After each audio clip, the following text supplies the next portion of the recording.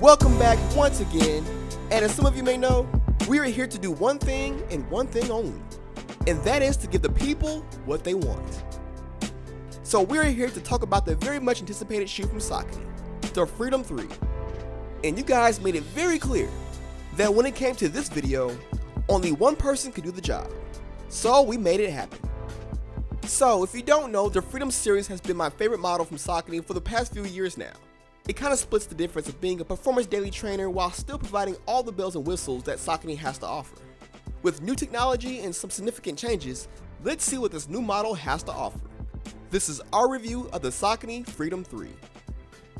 So straight out the bat, this new Freedom upper is revamped entirely. No longer do we have the knit from the previous model, the Freedom ISO 2, nor do we even have the ISO fit technology. This new form-fit upper uses more of a mesh knit blend that we found to be a bit softer on foot. It's still provided an accommodating fit and has a good amount of stretch near the toe box and on the sides of the foot. The fit itself has more of an unstructured design, meaning that it is not super supportive on the midfoot, but we wouldn't call it flimsy. It kind of sits in that middle where if you have a neutral foot strike, you really won't notice much. But if you're someone who excessively rolls inward or outward, it may be more apparent. There's some stitching on the sides that is supposed to help with stability. It does a decent job, but when compared to shoes like the Triumph 17 or the Saucony Ride, those just had a better lockdown. The rest of the upper is similar to what we had in the previous model. A more rounded heel cup, which I found was a bit more structured than last year's. And you still have the slightly padded tongue that is attached to the rest of the shoe for that sock-like fit. On foot, the shoe feels great. No weird issues with hot spots or irritation.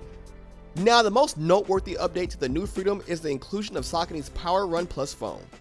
This is a similar foam to what we had in the most recent Triumph 17, and we are happy to say that it brings most of what made that shoe good to the Freedom.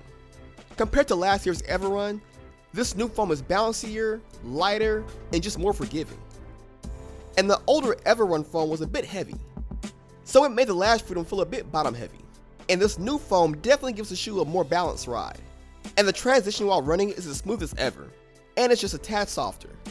The feeling underfoot sits right between what you would get in the Cavalry 11 and having a more responsive feel, and the Triumph 17 having a more cushier feel, which makes the Freedom 3 an all-around versatile shoe.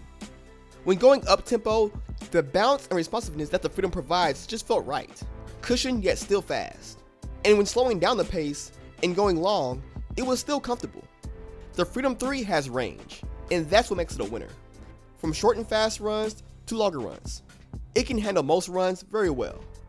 The outsole of the Freedom 3 has a slightly updated crystal rubber design, but it's more or less the same. They added some normal rubber along with the crystal rubber to help with traction on wetter surfaces, in which it did. The crystal rubber in every Saucony shoe that I've tried has been very durable. So as long as you keep it on the road, it should hold up well.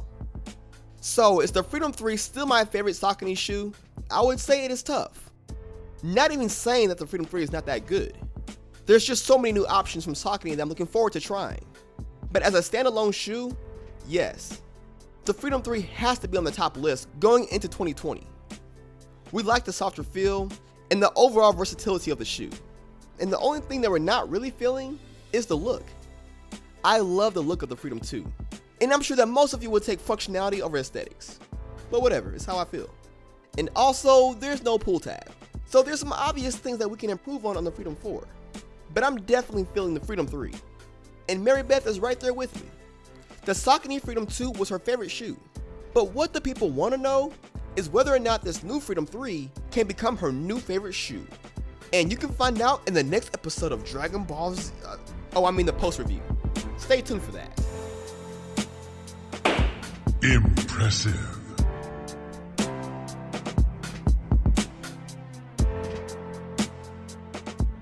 What's up, guys? This is the post review. Today we got the infamous Saucony Freedom 3. Not ISO, not Everun, just Freedom 3. And today we got your best friend in the entire wide world. In the entire world. Mary Beth.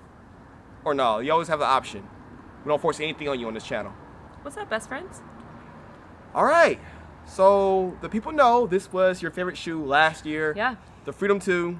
It's a classic. Classic. Today we have the Freedom 3s. A little early. but you're special. Thank you. And so, what's good? What's bad? And then we'll get into, is it gonna be the shizness in 2020? All right. For me, the main difference I noticed was just that the upper is a lot more robust. So some people complain that the Freedom ISO 2 was a little sloppy. You kind of slide around in it, and that was from that really lightweight ISO knit upper. So that's changed. We got a lot more upper here. Call it the form fit. Yeah. I said it was a little more supportive, but given that it's not gonna be as loosey-goosey, Right. as Flexible. yeah, it's a little flexible, but it's just not as like that. Yeah. It's not knit. So yeah, it's more durable. I can't decide if I'm sad about that or happy about that.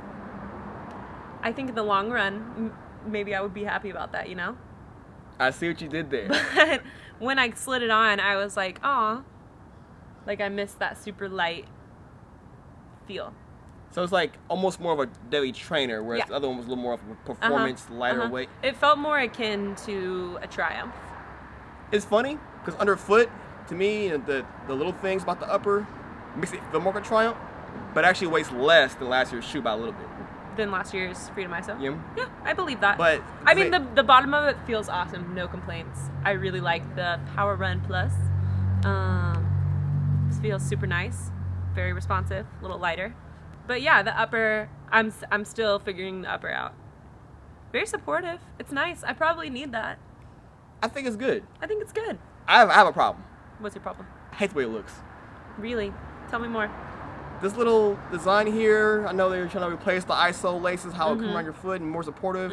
Is this part of Form Fit? Form fit, yeah. I just love the way the two looked. It was sexy. Yeah. This is like when you're like in your 20s and you're very sexy, young, and doing your thing. This is like when you hit like 30. Oh. You're not old. You're not like Yeah. out your prime. You're kind of there. Yeah, a little past your prime. But you're a little more mature. Yeah. And you can get things done a little more efficiently. Yeah. This is a very good metaphor. Yeah. You're not wrong. Yeah, it's not as sexy as the Freedom ISO 2. Maybe it's this like duo color thing they have going. Not my favorite. Yeah, it kind of just like looks like a Triumph to me. But I would say out of the Saucony shoes, I'm still saying this is the Converse are nice. The Triumph's nice and cush. This kind of splits that middle. I can see myself using this more because it's just more versatile. Yeah. Because it's kind of in that middle. Yeah. But I want to know, is this your favorite shoe? Like, compared to the two? Or is it just different enough where you can't compare them? Because they're going to ask the comment section. They don't want like little like, oh, everything's good answer. They want like, they want to know like, is this one or that one? Yeah. It has potential to still be right up there in the #1 slot. And yeah, I think it's going to be more durable in the long run. Just because this upper isn't going to like get destroyed. Yeah, it's a little more durable. It's definitely more robust, and yeah, I'm feeling it. I do just miss that like feel of how the ISO 2s felt when I slid them on. I don't know what it is. I don't know if it's ISO. Give us the ISO 2 upper with the Freedom 3 bottom. Yeah. Now we're talking like top 3 guarantee 2020. Yeah. But I love the sole. It feels great. Yes. That little heel cup feels great. See, this foam is magic. But I would say this is probably a very, very top 10 2020 is my prediction. Okay. I think this shoe can last as a top 10 shoe this time next year. Has that potential. All right. But is this Mary Beth approved? Yeah, it's approved. I approve. That's the easy Could it look answer. a little nicer? It could be a little cuter. Probably. But I could be a little cuter. we all could. It feels super good underfoot. Nice and secure on top. I like it.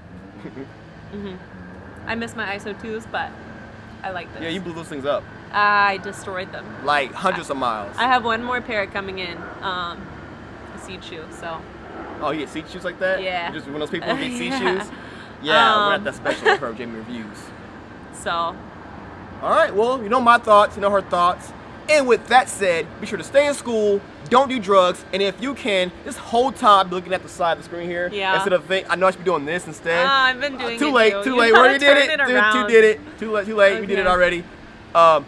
Be sure to stay in school, don't do drugs, and if you can, Can I please. say it? Fine, you say. Keep it tight.